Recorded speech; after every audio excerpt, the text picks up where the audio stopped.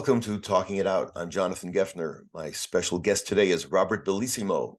He is an actor, acting teacher, and video podcaster from Toronto, Canada. He's appeared in numerous plays, television shows, commercials, and feature films. He started his YouTube video podcast in July of 2020 with a friend, initially simply to review films. But after 3 years and 3 different YouTube channel names, he now hosts and runs the show himself, which is called Robert Bellissimo at the Movies. The purpose of the show is not only to review movies, but also to explore the many ways in which stories are told on film, as well as to interview people who work in film, television, theater, and other areas of the arts. And I had the honor of being his guest several times already. I believe it was 3 times I was on your show. Yeah. And looking forward to returning soon. So I'm happy to be able to return the favor now in my new show here. Welcome, Robert. Thank you. Thanks, Jonathan. Thanks so much for having me. You are primarily an actor, but I know you also are an acting teacher. I don't know if I should say primarily because you do a lot of teaching as well. Yeah. What was your path to become an actor? I started to do it in high school. I had done it a little bit as a teenager, and because I grew up liking sports, I had that, stereotypical cliche way of thinking that was, that's like a sissy thing to go and to go and act in plays. And so I somehow got into one when I was in the 8th grade, and I really didn't enjoy it. But the drama teacher saw something in me and encouraged me to do it, and she even said you should keep doing it in high school. And I was like, I thought she was crazy. I thought, like, why is she telling me to do this? To the point where I remember one of the performances, we had a big blizzard here in Toronto, and my mom, she didn't like driving in that weather. So she's like, well, what about the play? I was just going to stay home. And I said, they'll just call my lines out from the side. It's not a big deal. So the drama teacher actually came and picked me up to do it. So yeah, I initially had a little bit of experience, and I didn't really care for it. But then I was getting interested in movies when I was in high school.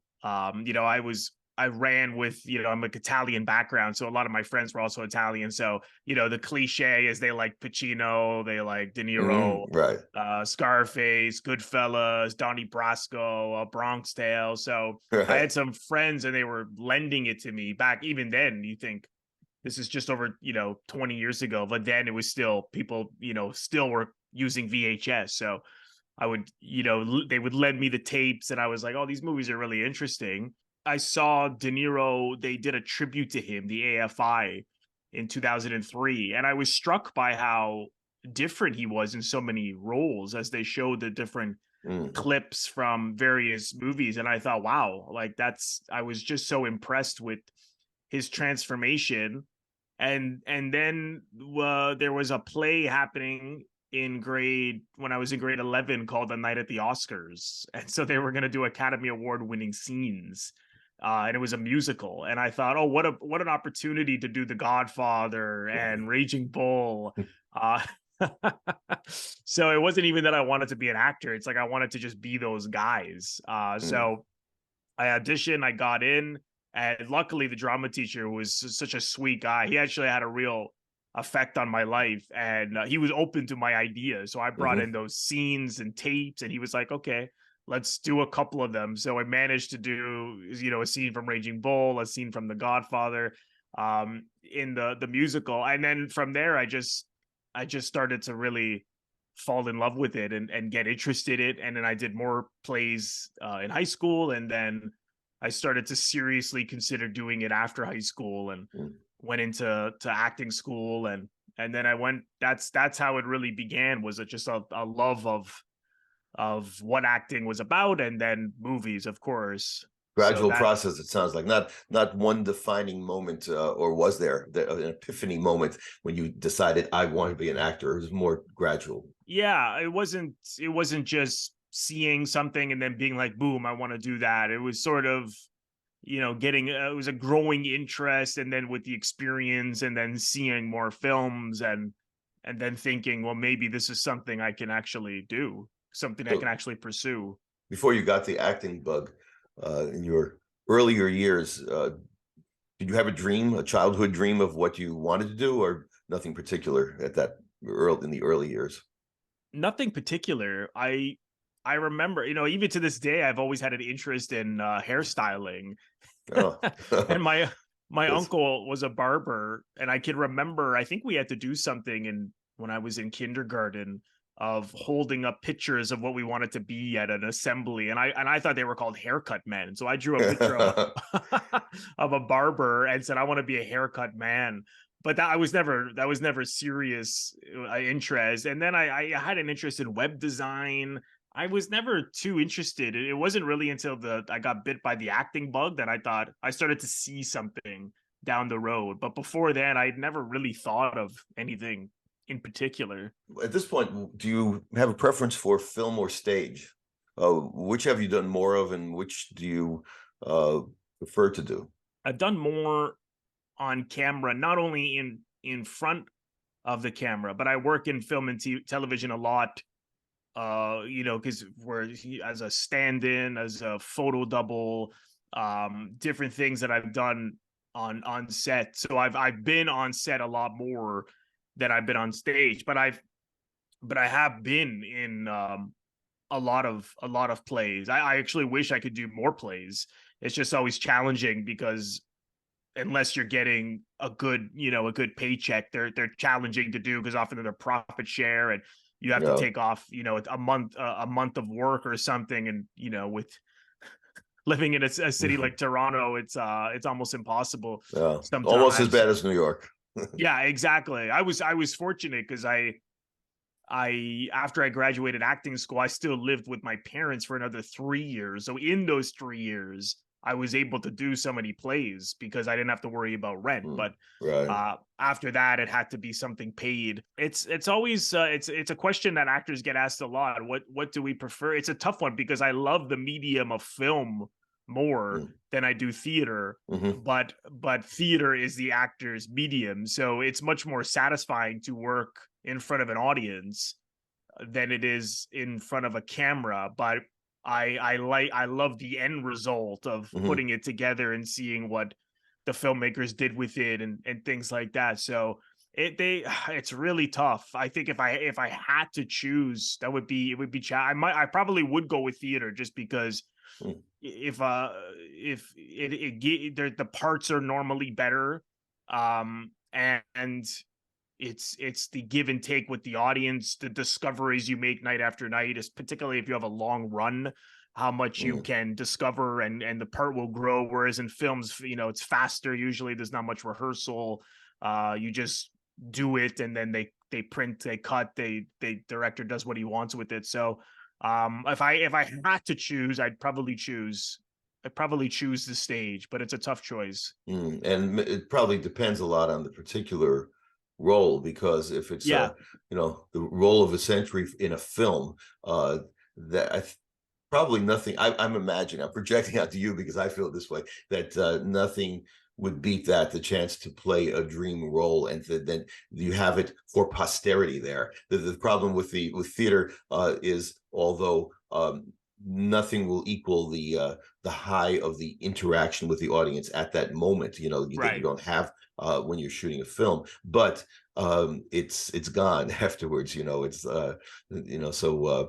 the idea true. of having it for posterity there, and the experience can be relived over and over again by people Yeah. who watch it, to me, is very exciting. So I'm sure that wouldn't be something you would pass up, for anything, if you had that a film that you really believed in, you thought great script and great directing and everything, right?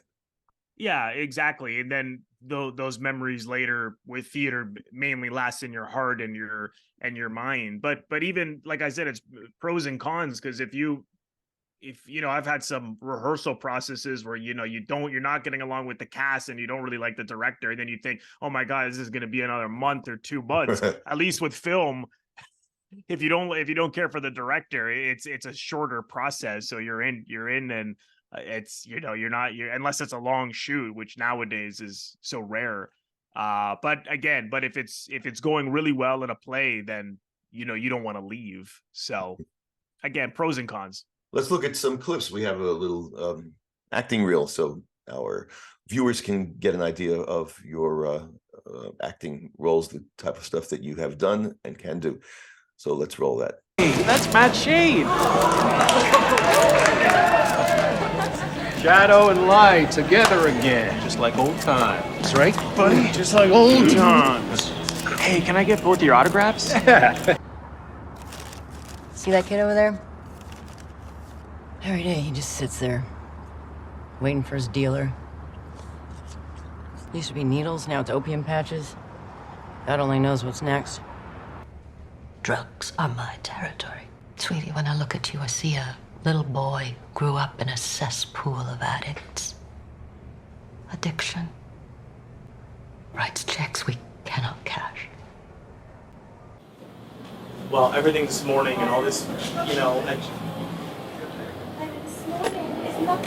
No, it's not nothing. No, it was not fine. Okay, 1 second. So I've got to go. I've got to go home. I have to clear my head. Okay. Go back. All right. Look no further, Shirley. I'm your man. Great. Are you willing to work long, hard hours? Definitely. Okay. How do you feel about start time of 7 a.m.? Well, is that every day? That's what we would prefer, yes. What about 1 p.m.? 12? This is the biggest piece of shit that I've ever been involved in my life! The biggest! I'm the best fucking actor that there ever was! I'm better than you! I can act circles around you or anybody! Anybody! I can act with kids! Animals, don't you fucking laugh at me!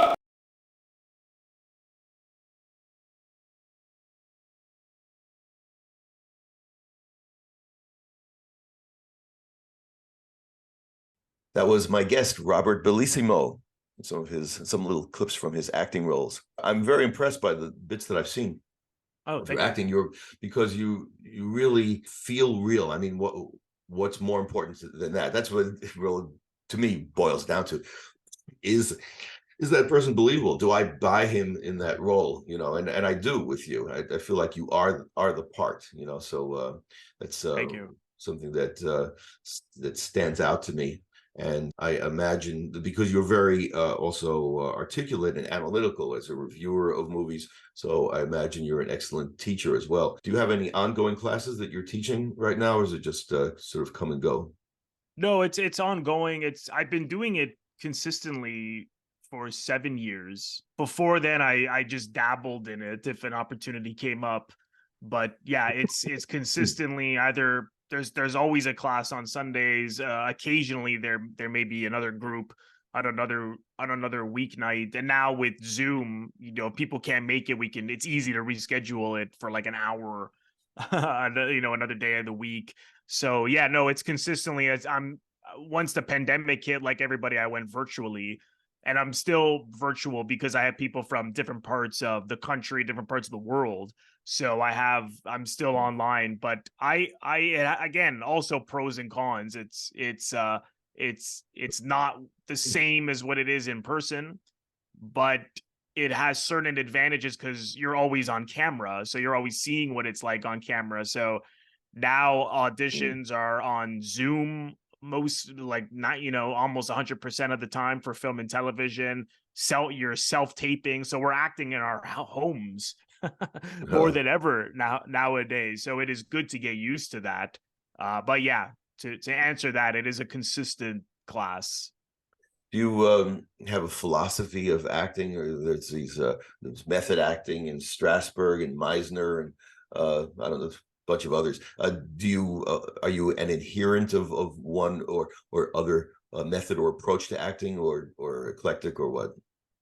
Yeah, I studied the Meisner technique here in Toronto for 2 years, and then I lived in England for London a couple of years. So I studied well, it was an intensive course for 4 months, but then they had ongoing classes with this company there, and then they were also a production company. So I was fortunate to be cast in a couple of films they did. So I studied the Meisner technique quite intensively. So I began just teaching that approach.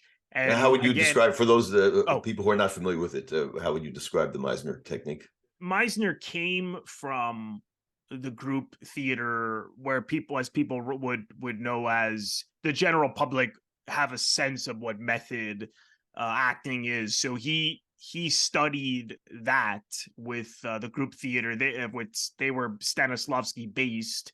So he was learning sense memory, affective memory, which is what you mentioned Lee Strasberg, what he always taught until he died. And then he began to realize that wasn't a very healthy approach, because ultimately, if you're always using your real life memories, that, for one thing, it's not healthy to always be thinking about trauma, or even, something that might be happy all the time. And also your feelings may change about things from the past. So then what are you going to do? And he ultimately felt that your imagination was much more powerful and endless. He had a definition for acting, which was the ability to live truthfully under imaginary circumstances. And what that basically means is that whatever the actor does, they really do it. You don't pretend to do it. You don't fake doing it. You everything you're doing, you're really doing under a circumstance which is ultimately imaginary, that the writer has created. So what are you really doing? You're really listening. You are putting your attention on the other person. You are reacting off of how they are behaving. And as a result, you are always going to be spontaneous, and you are always going to follow your instincts, as opposed to planning anything. You leave yourself wide open.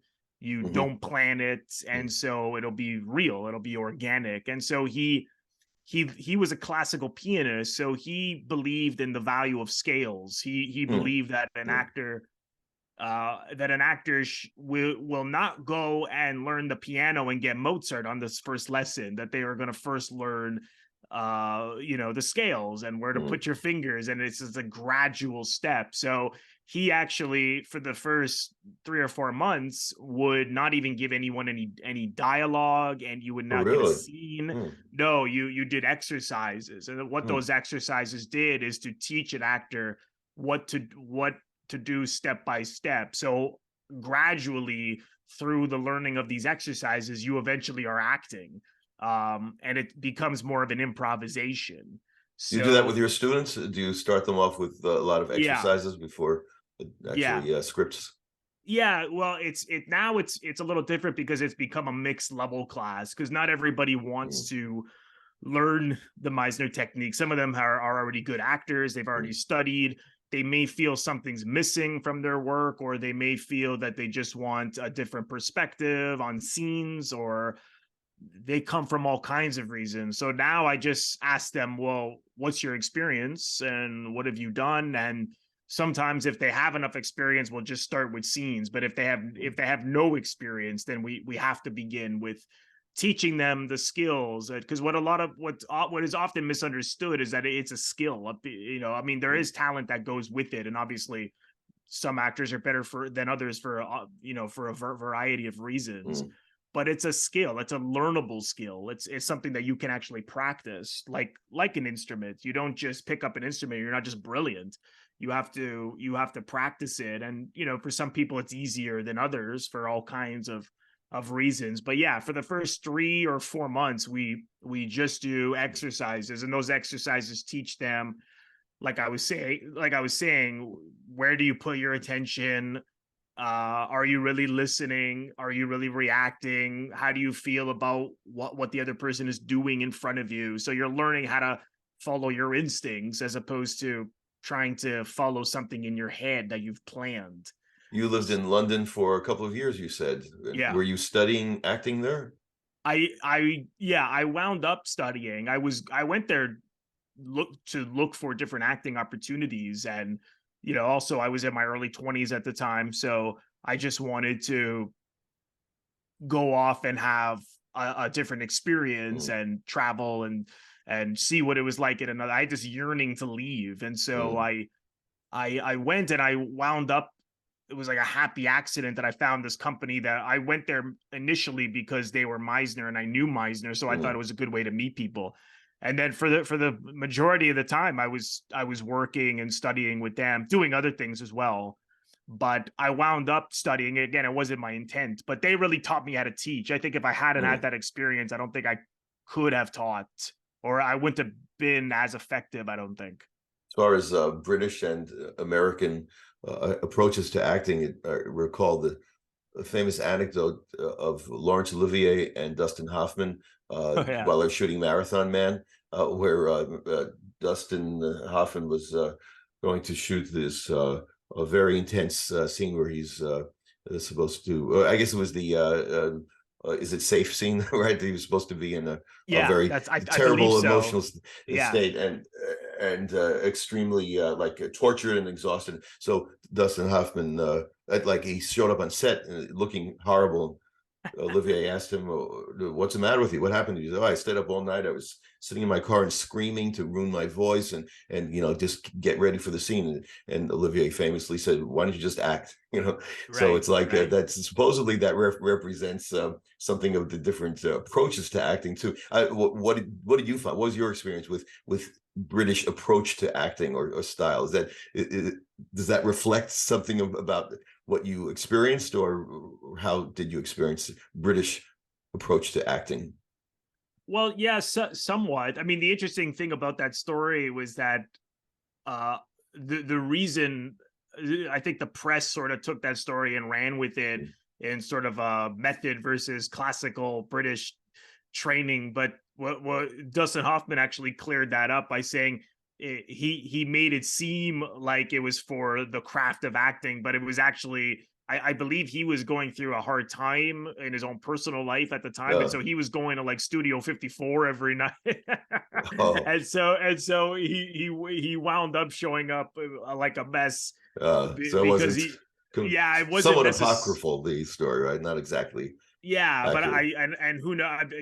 Hoffman, Olivier may have been joking with just try acting, but who knows? But yeah, but it is a good analogy for the differences with the English tradition style of acting and the more American style. But that has evolved. When I was, because they have a school there called the Drama Center where guys like Tom Hardy went, and they're very Stanislavski based, but it is Stanislavski is method acting, right? Isn't that the origin of it?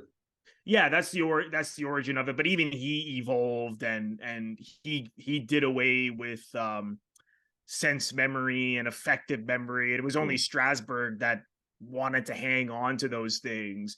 There's actually an interesting book, if anyone's interested. It's all about the history of method that came out last year and how what the public thinks it is about Daniel Day-Lewis, people walking around on character and stuff is not it's not really what it is. But yeah, they generally speaking still have a traditional experience where whatever they rehearse, they're going to do that night after night. If it's a play, they generally speaking set it and they don't listen and respond.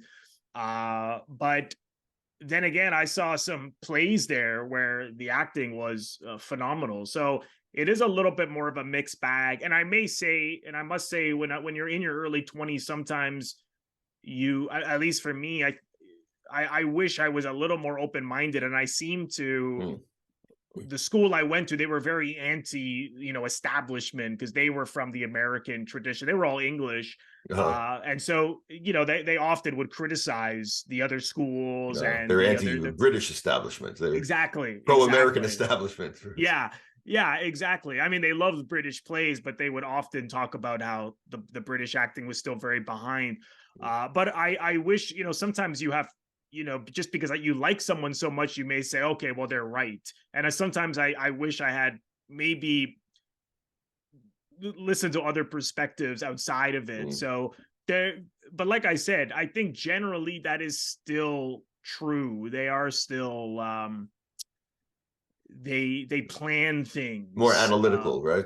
I think.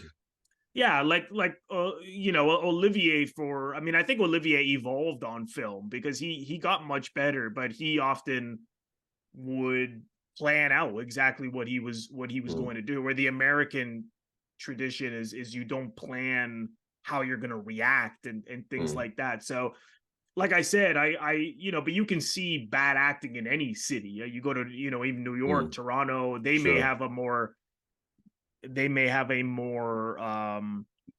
organic way of working, but not, you know, no matter what, sometimes actors fall into traps of planning things out of fear or anxiety, and it just happens. And so, but like I said, I think generally that still is the case from my experience, is that they believe in just setting things and sticking to whatever they've been doing in rehearsal for the last month or whatever or two, and they don't want to change anything. So that is that old-fashioned tradition that it's certainly still prominent, but again, it has evolved. There are schools, and like I said, there were plays I saw where they were really good, really organic and real. So yeah, so you mentioned that you can see bad acting any place, and it's often striking to me in movies that the range from bad to good. I mean, there are some wonderful actors, and then there are some really bad ones too that sometimes make it even into the best films. I'm often struck by that. I don't know how you feel about that. Or why that is. I mean, some people, I guess, they're, you know, leading man, leading lady is primarily on their looks, but some of the leading men and leading ladies are deserving because they really are great actors. But some are not. So it's like, how do they get there? And even in secondary roles, sometimes I noticed like little very small supporting roles that someone, wow, they really nailed that. That was wonderful. You know, and even though they're just a tiny role. So I don't know. It's just sort of perplexes me how much of a range there is from good to bad all over the place. well, yeah, exactly. It's not always clear cut, like, oh, the English are old fashioned and the Americans are the realistic actors. I mean, maybe that's generally true, but yeah, like I said, like you were saying, you can be in LA or New York and watch a play, and they can all be Meisner trained or method trained, and they could be terrible. You know? And that could be for a variety of reasons. They might have a director telling them to do the exact same thing every night. They may not be getting along. They may be nervous. They may be too nervous. Who knows? I mean, everybody's nervous, but too nervous can when you're too nervous can cripple you. Yeah. So what has been the most challenging acting role or acting experience you've had so far, either, you know, challenging or difficult in some way? It could be the role itself challenging to play that character, or maybe even just the situation challenging because of the circumstances, a director who you didn't like or whatever. Is there anything stick in your mind as just like a very challenging or difficult experience you've had? The one that sticks out the most to me was I got when I was, you see, even now I don't think I would have said yes, but when you're in your early 20s, you're a little more open to anything. And so when I was 22, I got asked to take over the part of Brick in Cat on a Hot Tin Roof by Tennessee Williams, which is to this day is my favorite play. And the actor had dropped out, and they had 2 weeks for rehearsal left. So not only like, luckily in the first act he doesn't talk that much, but the second act he does, and the third act, well, even he's pretty quiet in the third act too. But if not only was it an enormous amount of lines, but it's a very challenging role. And so I was just tearing my hair out trying to understand this man who was, you know, an alcoholic, who had turned on his wife because she slept with his best friend, who has killed himself, and that guy came out as gay, and the whole ambiguity of whether Brick is gay or not. and his love for his friend that died, and his complicated relationship with his father. And it's a complicated play, and not only that, to do it at such a young age was very difficult. And I didn't think I was gonna make it. I could just, every time we Yeah. ran it, I just felt like I wasn't getting to it. And then, it's like what a lot of, I think, Pacino would say, it's that when you keep repeating a part, something can just spark when you're doing it over and over again. And you have to, and Meisner was a great believer in just doing it. And something just suddenly clicked, and I don't even know what it was. I just had so much empathy for this man that I felt for what he was going through, and a scene suddenly just took off, and I understood what it was about emotionally, and then it just came together. But it was very challenging part, really, and to do that in 2 weeks was there was a lot of a lot of anxiety just getting the lines down. So How many performances did you do? it was just a short run. It was I think we only did it 3 times. But I wouldn't trade it in for just to do that play was such an honor. I think if anyone has an opportunity to do some of the great roles, even if they're going to do it once, if you can take it, I would take it, even if it's not good, because who knows if I would ever get asked to do that again, unless I put it on. In addition to being an actor and acting teacher, you are a film reviewer. And we mentioned your channel, which I've been a guest on, honored to be a guest on your review channel. We reviewed film noir. That's a passion of mine and a venture of mine, doing these neo-noir videos and movies. What got you interested in reviewing movies? Well, I was always torn between acting and filmmaking, because when I was in my late teens, I wasn't sure if I wanted to be a director or an actor, because I love movie to this, my love of film is only deepened. I really loved movies, and I wasn't sure. And then ultimately I went the acting route, but I've just loved the art of cinema. And, as I've gotten older, I've gotten interested in all kinds of directors that 10 years ago or even 6 years ago I might not have been as interested in. So I always wanted to do something outside of acting and teaching that had to do with film, and I had ideas to write a script, or and I have written before, and I have produced short films and directed, but I don't really have the initiative or passion for that. But I've always loved conversations and interviews. And I had an opportunity 5 years ago to interview the actor director Leslie Hope, who was in one of John Cassavetes' last movies. Cassavetes is my favorite filmmaker. And I got really interested in interviewing people. And I started thinking, well, maybe I can start getting into journalism or something. And then when the pandemic hit, I was catching up with a friend of mine who's also a big film guy. Like anybody else, there was not much to do. We had to stay home, and this idea for a show came around. To initially, it was just going to be live on Instagram, just to review some movies, because we loved talking film so much. And then from there, it just evolved into putting them on YouTube, and then making a channel name for it, and then having a show and having guests on.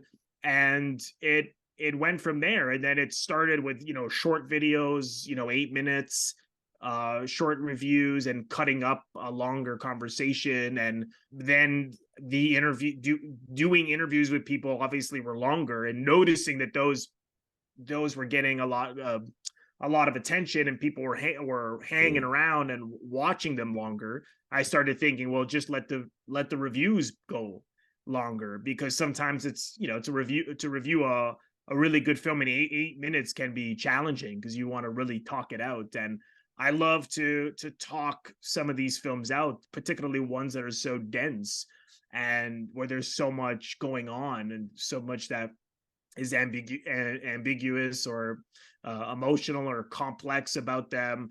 And we just started, and it became this real passion and drive and labor of love. And I was shocked at how passionate it was. The same feeling I had for teaching and acting. I thought, Right. wow, I was like, this is that other creative energy that I was always not sure of. It's this, it's this podcast. And so it evolved from there. And then after 10 months, my co-host wasn't as interested in it, and he left for a variety of reasons. And then I just carried it on, and it's changed. It's been more or less the same, but it's changed a little bit. Like having people who wrote books on film on, that's become at least a monthly thing where you get different writers on. And like I said, the reviews are longer, but it's more or less the same. It's just longer, and it's as opposed to two hosts, it's one. When you had your co-host, I believe you called it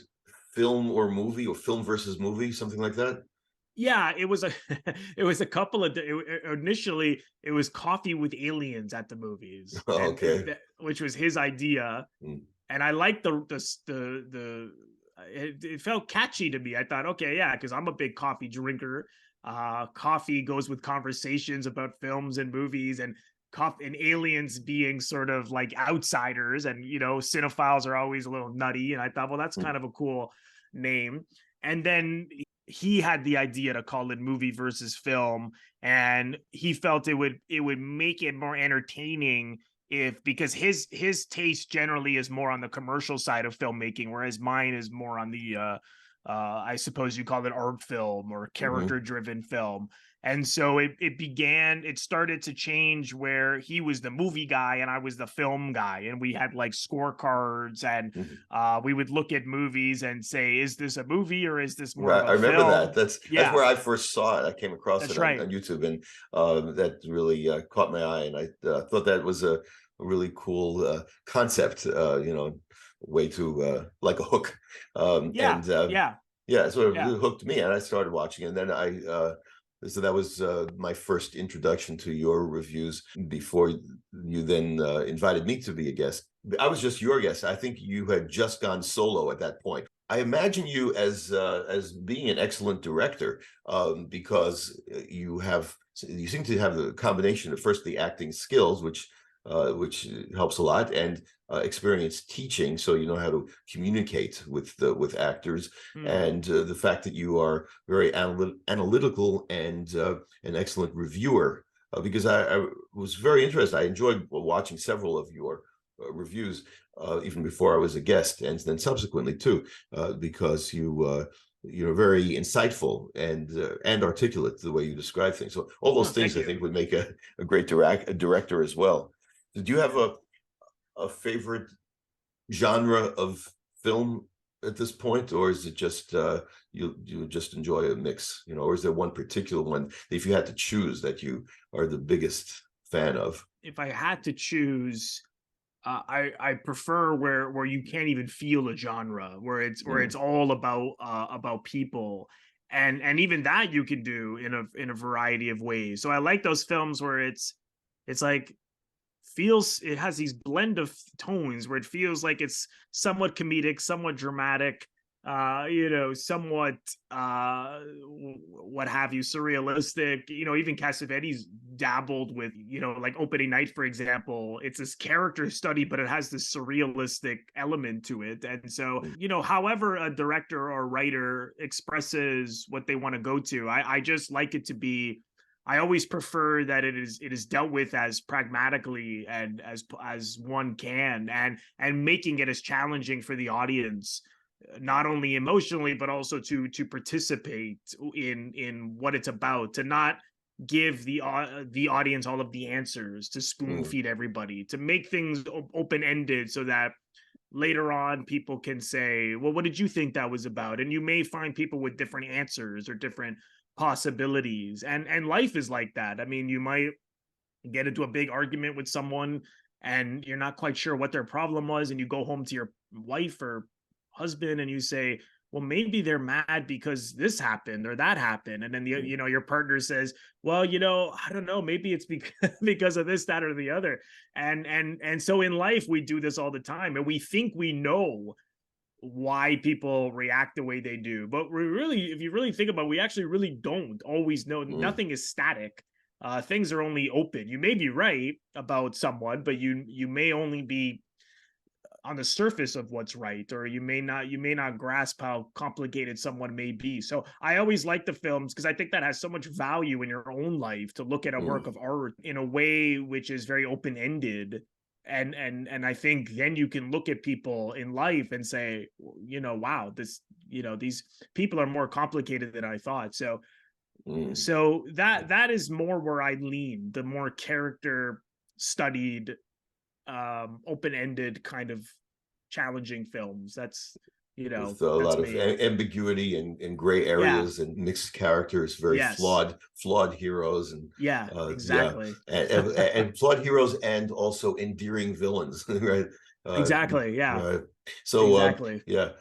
That's one reason I think why I particularly love film noir, because in one way it's not what you're describing, because it's very stylized. Yeah, that's true. So but in another way, within that stylized universe, there is, in good film noir, there is a lot of that ambiguity and gray area, and very flawed characters, and usually tragic characters. All those elements come into play. The ambiguity of life, the stress and anguish of life is crammed into that whole milieu, that whole universe, even though it is in a very stylized kind of format, right? Presentation is stylized. Yeah, exactly. It's like film noir, it plays on a couple of different levels because it's very accessible, and if you want to just be entertained, you can just have the entertainment. But if you want to look deeper, you can have all of what you just described and really dig into the characters and the ambiguities of it all. So I think that's why it's so popular, because it's not really as niche as maybe some other kind of as some other kind of movies are. It has that a strong aesthetic that really pops. And it's, of course, it's on a crime. It has the genre element of crime, which is exciting, but it also is strong on characters often. So it when it's plays done on a well, number. right? Yeah, exactly. Yeah. It plays on a number of levels. I once interviewed one of the actors who were in Sopranos, and not that Sopranos is anything like film noir. But I said, well, why do you think Sopranos is even now so popular? And he was like, and that's what he says, because it plays on a number of levels. It's so entertaining, but yet it's also complicated, and it's also emotional. And so some people could just be entertained and love the crime aspects of it and the humor of it, and then other people may want to dig deep into Tony Soprano, and you can actually have all of those things. Yeah, so Sopranos is one of my very favorite series. I love Me that. too. Me too. And it's it does have, although it's not noir or even neo noir, but it's reminiscent to me in some ways of the characters. How the best of the film noir reminds me a lot of the Sopranos characters, of the main characters, in that these are a lot of villains with endearing qualities, and people with very mixed bags, very complicated people, especially Tony Soprano himself. So it's like, as you say, many different levels you can approach it.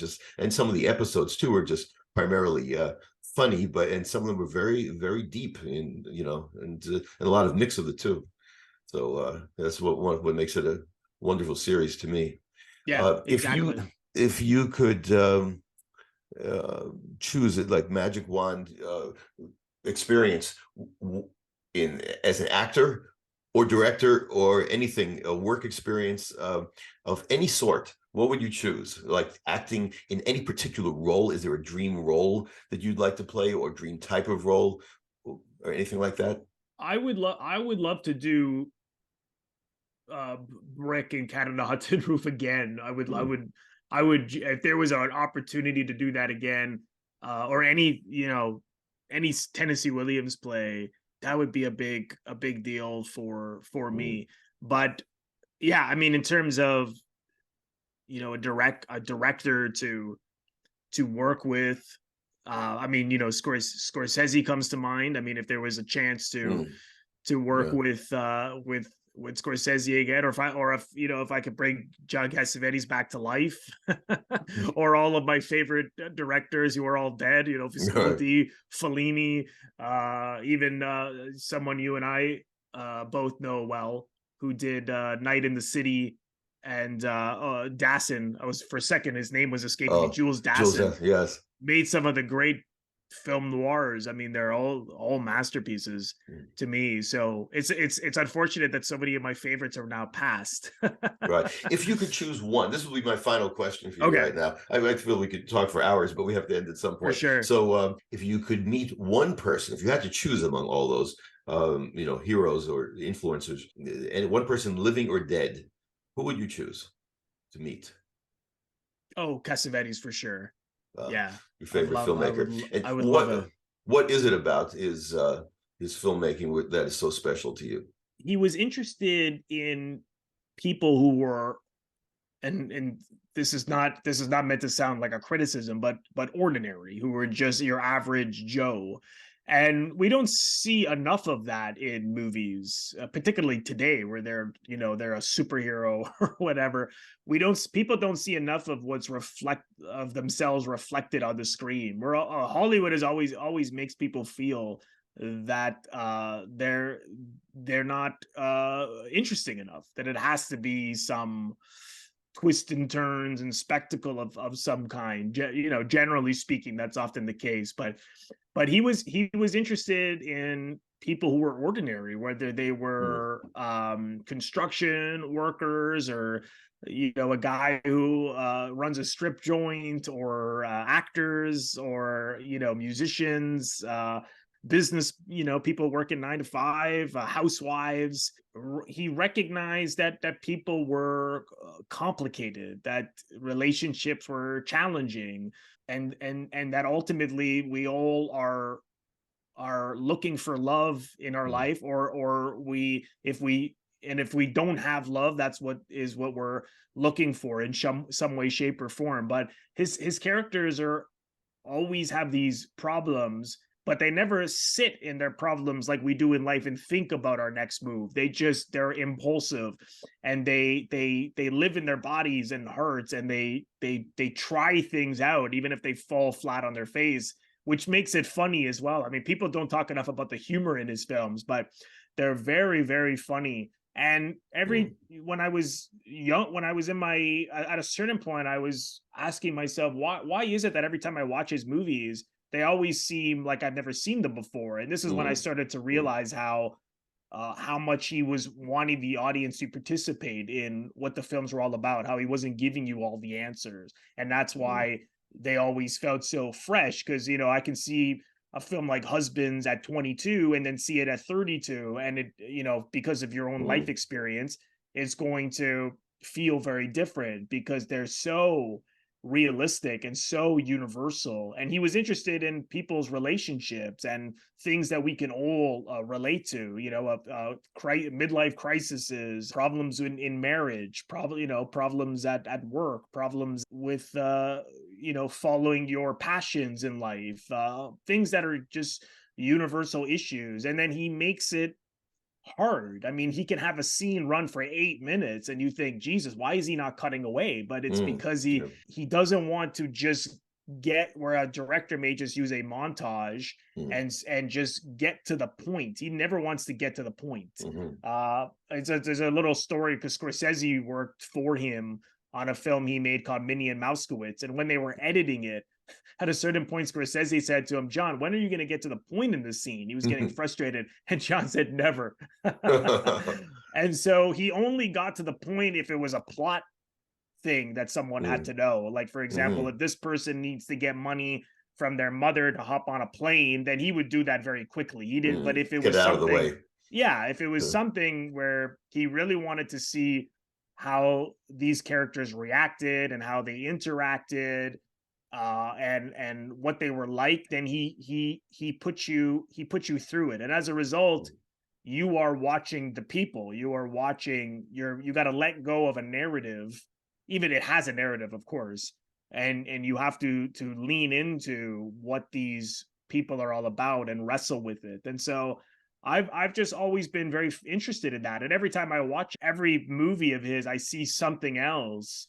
And they always feel like people I know, and not just that I know, but that I think we all know.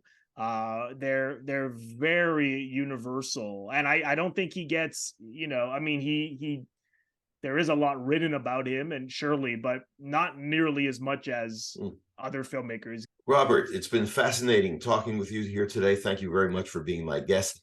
My pleasure. Thanks for having me. I will put your social media links under the video, so everybody go check it out, follow Robert, subscribe to his YouTube channel. And if you enjoyed this interview, subscribe to this YouTube channel and hit the notification bell so you will get notifications of upcoming uploads. Well, Robert, thanks again. Well, I hope to see you again soon.